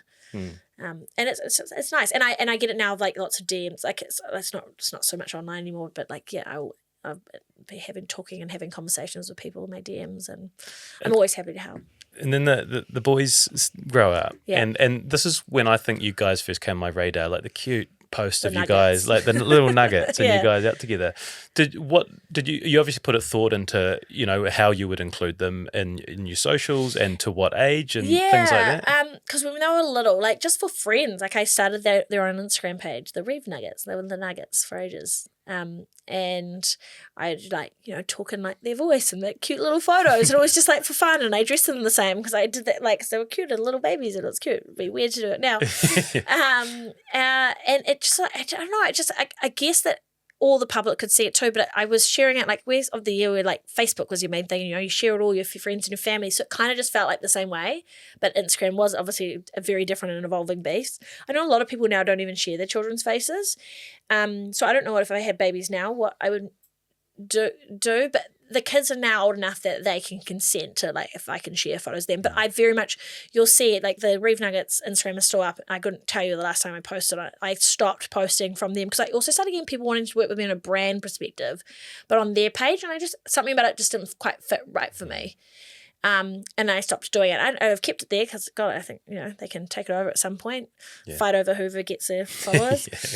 Or if they're old enough now that if they wanted to do content and stuff, I guess they could. There's no shame that I do it. But, they can consent in it now. But once again, the same thing as like, I didn't become an influencer. I just didn't think about it. It just was part of our life and I shared them. Jay's on radio, you share your stories every day. Yeah. It's just as normal for us. Yeah. And we're not like, it's not like, Hannah Leighton Bowden, like he's all black and, they don't share their children's faces, and I get it because it's such a different level of like, I'm just an influencer, they're like famous, And so it's, they're just part of our life and that's fine. Just to skip back to the post-birth, when did you fall in love with the Nuggets? Oh God, I couldn't tell you like a day. I'm like, it was this day. I just, But was it months, years? Yeah, no, it definitely days? was. It was a slow burn. Definitely a slow burn, and like I think you just slowly realize like there's just like it was just the creating those little connection points until then it was one day you realize it's this all encompassing they're you and they're your heart, and you can't imagine taking a breath without them being in this world. But it took a long time. They were really had colic and reflux. They just like vomited and screamed and didn't sleep for longer than 40 minutes even overnight. Like it was exhausting. Like it was horrendous for Jay and I, like all of it was just like crappy. So it took a long time. I remember being really like I think of it as like happiness, and I remember being like just really unhappy. Like I loved them and being great, but like life wasn't like happy yet. I think after their first birthday, it was like when I'm like, this is my family. I'm like, I'm really happy. Like I get so much joy from this. Like it's like, and joyful. And to jump back on Jay Reeve's dick, here we go. Like we've spoken about quite positive masculinity in his sense, and you're raising two young boys. Yes. Like how do you influence how they are as young men, or how does that pan out in the Reeve household? Oh yeah, look, give me a soapbox and I will sit on it. I think there's such like how we're raising our men today will completely change. Even as a female, how a female living in this world today, like there's been like, you can talk about toxic masculinity, but how Jay was brought up and you were brought up, it's a different world to now. And I think how we raise our boys will be the massive change, and like a lot of societal problems, especially like as a woman going through life, it's with how like you've been treated as a man or what men think they can do to you without permission to do so. And I think that comes of the discussions and how like the shit that boys and men were allowed to fucking get away with, like the whole locker room chat. Like if I hear my boys talk about women in a certain way that I know that Jay would have said at some point in his life, as a teenage boy, I will have their, it will just not be good. And it's having those open conversations around it, and also around being connected to your emotions, and that it's healthy to do so. I think a lot of men have been like, you've always been told you need to be, this is a man, this is what a man looks like. We talk about like in the locker room, bitches and blah blah blah blah blah, look down on women for having healthy sex lives, unlike men, whereas men are you're what do they call them, fat boys now, they're in trouble now, but they're like stud. You're a stud, he cool, but whereas if a girl does it, she gets around with a she's slag. a slut. Exactly. And like and being in touch with those emotions, I always say it like even with like you were talking before about crying and how but that's fine here on these four walls, and then you go outside and it's like, it feels weird for you, right? Like the fact that you had to even explain away that you were crying, whereas that's normal. Like women, we cry all the time. I think I always say, I And I try to catch myself about it, like even with kids, like kids, the boys, the kids fall over, right, and they hurt themselves and they cut open their leg. And I don't have daughters, but I can even see it like with, our friends who've got daughters and sons, and the way the daughters get treated versus boys. It's like boys like, get up, brush yourself off, like that doesn't hurt, even though they're pissing blood out of their knee, be a man about it, suck it up, no tears. And I'm like, what kind of, like, if you think about the psyche, like what does that do in a young boy's mind? Like if they've been told it from 5 and they wouldn't even think about it now, it just become embedded in them that if they're bleeding, they can physically see it. Like, of course it's going to hurt, but they're being told they're not allowed to feel that pain and not allowed to express it. Imagine what goes on when they get older and then it's like mental and it's inside and you can't see it. So you're like, God, if I'm not allowed to cry and feel emotion over a gushing, cut on my leg, then how am I allowed to feel pain and cry and feel emotion over something going on in my head that I can't even see? Like, right? Like, doesn't that, like, the young man's psyche, like, to be a man for a day and all the different generations growing up, like how you're taught, like, it's how, what we always say, like, all these issues come because of men. You weren't taught, like, you model behavior. And so I think that's even what, like, you're talking about having a healthy sex life with Jay, like, Jay and I kiss and are very, like, affectionate. Like, I'm like, we need to model healthy behaviors. Also, like, I think a lot of you grew up in that your parents wouldn't fight in front of you, or like then you'd be sent away to your room and you'd hear the yelling, and then it'll make you feel so nervous. You're like, is this my fault or what's going on? You don't know. So I'm like, Jay and I, if we have an argument, we'll have an argument, but like we're not sending away we try not to argue in front of the kids, but obviously it happens. We're humans. Like, something, someone pisses you off in a car or something happens, but we make sure to like work through it and come to like a conclusion and a solution, and that the boys are aware of that too. Yeah. I think you got to model it. You got to. And normalizing. Yeah. All of it. Yeah. And yeah, because God, it'd be a different world, right? If you think about if you were raised completely like how what I imagine, I hope that sons and so what you're raising them like, that it'll just be a different place. Like, yeah, it is. The generational shift is so interesting. It's I the saw biggest. some meme the other day, and it was like the millennial dads, and it was like a bunch of like 8 of them in the pool, all with their I little saw kids that at like one. their like swim class. Yeah, hands on. Like my dad never changed a nappy, Yeah. Yeah, it is. It's like they're like healing wounds. Like they've been fathers. They've been the fathers that mothers have always been, but they finally get it. And I think it's beautiful. And it's just like, I think like, wow, what a different place the world will be in 30 years. I said like generational shift, like how much the world has changed in the last thing. Imagine it when our kids are my age and have their own kids. It'll be a different place, and it excites me. Yeah, it's really cool. So, right, I spoke to your mum, Mary from the dairy. And I seen a photo of her on your Instagram. She looks amazing. I know. 70. Yes. Oh, shit. Yes. Is it all right to? No. Oh, God, no. I couldn't believe it. Anyway. I know. Yeah. She's hot babe. Yes. So I spoke to her and we had a really cool chat, but she had a line, and I'm not sure how you're going to respond to it, but it leads us into Traitors. Yeah. And she said, she's a lot brighter than I gave her credit for. Thanks, Mum. She's like, as I was watching the show, I was like, wow, she's doing really, really well here. And you've gone on and won it, spoiler alert. But yeah, I wanted to talk about that whole experience and what you thought of it and what that world is like. The Traitors? Yeah. Oh, my God. It gets under your skin, man. What a game. So I've done a reality show once years ago. It was called Island Wars, and it was like Australian versus New Zealanders, and they had like different people. So there was a league player, a comedian, a farmer, a it girl, which was what I was, and like a Miss New Zealand Australia. And then you had your like counterpart on the other side. Like our farmer was the guy who found Shrek the sheep. Yeah. Oh, nice. Yeah. And then one of the Australian ones, like one of the like how farmer wants a wife or something. I don't know. So I'd done that years ago, and I was like, Were done there my any dash. eating challenges on that? Yes, and I'm a really fussy eater, and that's why literally the day before we went out, and you had to put up your names even if you didn't know if you're gonna be out. And I said to them, because we made friends, they were a Kiwi crew, and they're like, yeah, tomorrow you're eating eyeballs and something. And I was like, fuck. And I was like, I don't mind. Like, you got paid the same amount no matter how many days you're in. I'm like, I'm out. yeah. And I was like, yeah. And I was like, I know I'm not gonna get towards the end because of an eating challenge. I'm not gonna fucking beat these brutal, like, I can't do it. I knew it would be something eating, so I was like, put my name down. So, and then we happened to lose that challenge, so I went out. So I was like, I'm happy though. Yeah. It was like smart thinking, I think. Good payday for, rather than spending another 10 days on the day left. It's like pissing down with rain and you're sleeping outside. Anyway, so my agent called and she's like, look, there's this reality show. Do you want to do it? I was like, what? are you on about? I'm an influencer. People rip you to shreds. No, too scary. She's like, look, just go watch it. And it hadn't been on TV here, so it's a really new format. And then once I looked into it, it's really exciting. It's the fastest growing reality format worldwide. It has got a huge fan base. It's actually really cool television. And you can't be edited to be a dick unless you give them that. You know, it's not easy to manipulate, and they very much do.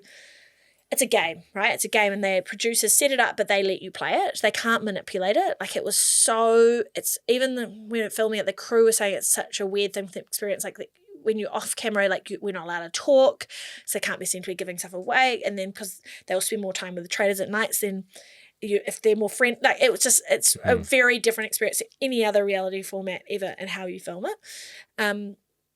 So it played tricks on your brain. Like, it isolates you. And I'm like not a mean person, but it felt like mean and like bullyish. Like you're a traitor, and like you're voting people out, and then they stand up and they're unfaithful, and you're like, fuck, I feel like a dick. Yeah. Like, it felt mean. But I'd lie in bed and I'd wake up at night and just like my brain would just like go over and over and over, like, game plan how I'm going to play this. And they very much can't edit it. Like, towards the end, I'm like, okay, it's this person, this one, this person. They can't. And you have your reasons why, but they can't show that in the edit because then it ruins, you know, it gives it away that you're going to win. Yeah. But I very much was like, I started, it was like a hiss and a roar, and then I was like, I've got to be way more undercover with this. Like, I was like, I want to win this thing. And once I got halfway through, I was like, I think I can win this thing. And so it's very, I'm not doing a good job explaining it. It's a very sly with, like, it's a bit of cloak and dagger. Like, you gotta kind of make traders think that you're dumb and that you trust them, so then they take you to the end, so they think they can manipulate you, but then you've also got to know who it is that then you can rely on your other faithfuls to be able to get them out.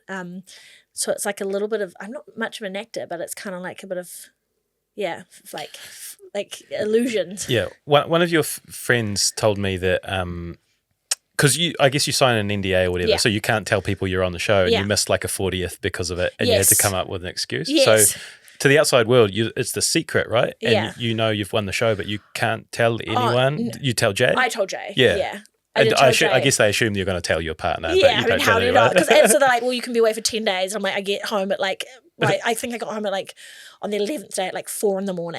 God, I'm so late. We didn't finish wrapping till like 1 a.m. or something. So they clearly know you're there. But actually my co-winner, he didn't tell his wife for a while until the money landed in the account. Yeah. Wow. Yeah, and then he's like, fuck, because he was going to try and like hide it. But then I'm like, you didn't think that through. Like, she's going to see all this money. What's all this money? Yeah.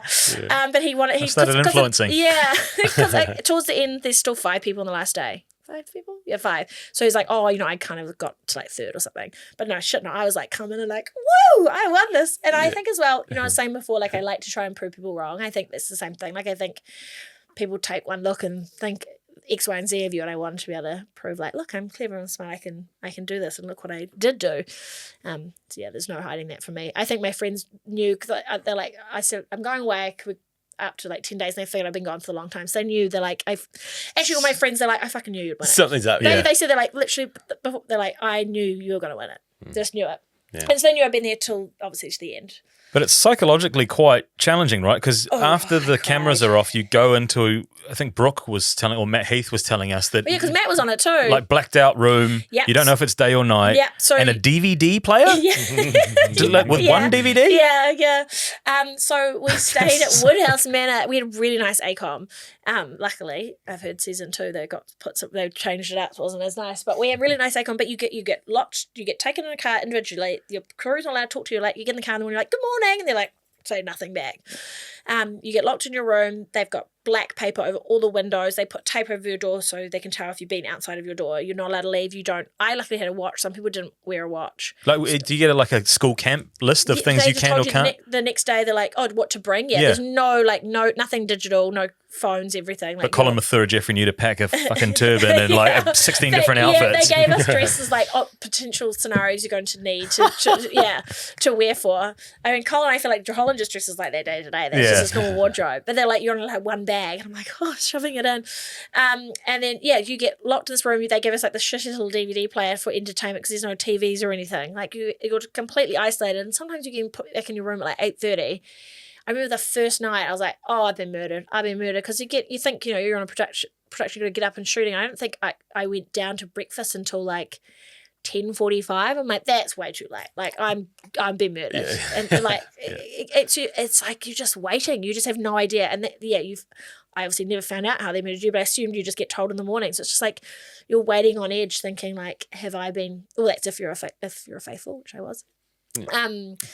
Just whether you're going to be like booted off, and it's just like your brain goes. I still lie in bed. I'm obviously like a huge Traitors fangirl because I still lay in bed and think about it. I'm like, why the fuck am I still thinking about this? Like, what could have I done better? Like, I won the it really got under my skin. Like, and we get so excited when I see my crew. Like, the team we were on it with, like, we still like talk about it, and like it's so exciting. And it's like a year and a half ago. It's like, come on, mates, get over it. But it was really fun. You won, Anna. Yeah, you couldn't have done it. But we did have to sit on it for a long time though. We wrapped at the beginning of March, and I don't think we went on to air till August. So, whew. And this time, there's a much shorter time. So, what was the DVD? I got given a good one. I got given Entourage. But other people, like just one season. Season. All of them? And they were meant to be swapping them out, but I think Matt was teasing. He's like, I think they hate me. They think he was giving these really shit options over and over. They're not swapping them out at the end of the day or something. I think he was editing his book mostly in there. Yeah, he was. That's what he said. Yeah, but then we killed him really fast, so he was bugging off. We were on to him. He was the bumbling professor. He was like trying to play it too, like he didn't know what was going on. I was like, we're all over you, mate. Right, home straight. Yeah. I've got a few little bits and pieces I want to ask about. We were trying to find a place to put this, but I'm going to put it now. Okay. And it's Jay, Anna, and Julia have all said to ask about this. Oh. Do you have any inkling what this might be? Probably. Jay, Anna, Anna, mate, yeah. Tell us about Ja Rule. Ja Rule. Yeah. Okay. Two Ja Rule stories, apparently. Two? Oh, there are two. Yeah, okay. So it's a bit of a piss day. So do you remember 420 the night? Were you? I do. Yeah. It's a hip hop club on K Road. And I was underage, probably, maybe just turned 18 up there, and I think he must have done a concert here. You were underage. Yeah. Okay. let's save Jara. Let's save Jara in the story. You were definitely of age. Yeah. Oh no, don't worry, we're good. No, it's fine. Okay, I don't know where it's going. Exactly. You're like, I'm nervous. Also, Jay this is the JST. Jay likes to make it a big deal. It's not. Yeah. So I got pulled up into the VIP room of Ja Rule from the dance floor, and I remember sitting next to him. We were just like, I wore like his bling, but he was like telling me about like his wife and kids, I think he had. And then at the end, he's like, so do you want to come back to my hotel room with me? Like this girl and this girl's going, like limo's outside. And I was like, yeah, nah, I'm good, thanks. I never went, but Jay always takes the piss that he's just like, yeah, you hooked up with Ja Rule. I'm like, no, I fucking didn't. And he tells people all the time they're hooked up with Ja Rule. I'm like, no, so then I have to tell the story, which I very much did not hook up with Ja Rule. No, not into it. But God, he was cringy. But then years later, because this has been the running joke, like, Anne hooked up with Ja Rule. I don't know why it's a lol, because it's not. Yeah. And he was coming back to New Zealand. We were checking in with the twins in LAX, and he was literally checking in front of us. And Joe was like, yeah, mate. And then he kept like saying all like, that he kept sleeping with one eye open, like just checking to make sure that I wasn't still in my seat and hadn't disappeared off up to first class. But it's just like, look, he was literally right in front of me, and it's just because it's been this running joke where I'm like, no, Jay, I don't know, like I'm embarrassed about it. Yeah. And he was just there, and I was like, yeah, there's your buddy Ja, living it up. Oh, it's good. Yeah, that's it. So Jay basically took a story out of JST and made like none of my friends did it. No one knew. It was just more that like, lol, I got when you're young, you're like exciting. I met like a famous guy. I wore his big bling and like chatted and like, lol, he tried to take me home, but it was absolutely not happening. JST. And then Jay just like decided to tell everyone that I'd hooked up with Ja Rule, because he knew that it would like embarrass me. Not that if I had there's nothing embarrassing about it. He just knew that it pisses me off, and Jay likes to wind me up. There he is. Is there any JST in you nearly getting a part in one of the Star Wars films? No. No, I forget about that happened. I actually forgot about that happening until I went through all my like old media clips and read about it. I don't know why.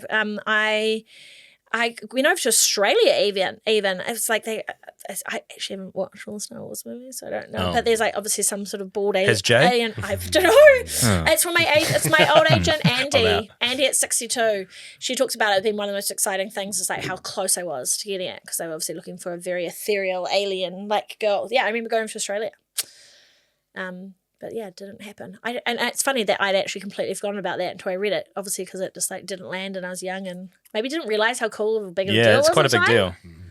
Should look back in. They're rebooting a whole lot of stuff. Yeah, There's all like, these spin-off series. Still on now there's AI. You can make a ball girl easy now. Back then, you know. Yeah, fair. Yeah. Fair. Yeah. DMs with Tyra Banks? Yes, I met her here in New Zealand. I don't know what she was over here for, and then she did America's Next Top Model here and stuff. So I met her a few times, and I'm the era of now. You look at America's Next Top Model, it's fucking problematic and terrible. It just seems like she wasn't a great person on it. But I remember being at the time like, oh, if I was in America, I'd do that, and that would be my point of difference, like Tyra and whip off my wig. So I was very excited to meet her, and then we followed each other on Twitter. And I actually was on the Tyra Banks show. She had me, but just by video link. So yeah, that was cool. Nice. Talking about alopecia. Yeah, and just on like modern day alopecia. Yeah. Is your like? Do you have things that you have to do in life, like eat foods, avoid foods, do any again real? No, that's fine. Of course you don't know. It's an autoimmune disease. So I should know the technical side. My white blood cells attack my red blood cells, attack my hair follicles. Basically, my body attacks itself. So I've got a theory that like if I get sick, I get really sick, and I feel like I need like so much. My nickname in high school is Drowse. I need a lot of sleep. I still do. And I feel like because my body, like basically my entire. Like, you know, your skin's your biggest organ, and then there's all the follicles in there. Like, think how many there is, and my entire body attacks itself constantly to make it not do what it's meant to do. So in my head, I think that must be exhausting for my body. So that lines up to how I feel in day-to-day life. But no, there's nothing I have to do. And if you, like I always say, if you, like, here's a pill, take it and your hair will grow back. I'm like, fuck no. Like I always say to my friends, like, sorry, I don't mean to be mean, but like, ugh, having one, like having hair, boring. Like not being able to change it up. Like I can go to the beach, have a blow wave, take my wig off, have a swim, get back on, have perfect hair. I'm like, fuck, having hair would be lame. Sorry. Like gross. But how I don't want hair. How many do you run? Like what's your wig heaps. operation? I'm really lucky. I mean, I've worn Freedom wigs for years and years and years, and obviously there's like years where I've got 3 now that are like my day-to-day runners. A third one's is actually very ironic. They start going bald. They start getting alopecia themselves. Yeah, do you have to like we go to the barber every 2 weeks. So yeah, do you have to? No, because they don't grow dolls. No, but do they get combed and trimmed no. So I'm just like combed and trimmed. Yeah, but do they? I wash. Yeah, so it doesn't. Or styled? Yeah, no, styled. So I went and got a blow wave yesterday. They don't get as dirty as your hair because it's not attached to a scalp, so it doesn't get oily. So I can get like 2 weeks between washes. And you obviously take them off at night so they don't get all munted from rolling around in your sleep. Or rolling around in the hay. Oh. Yeah.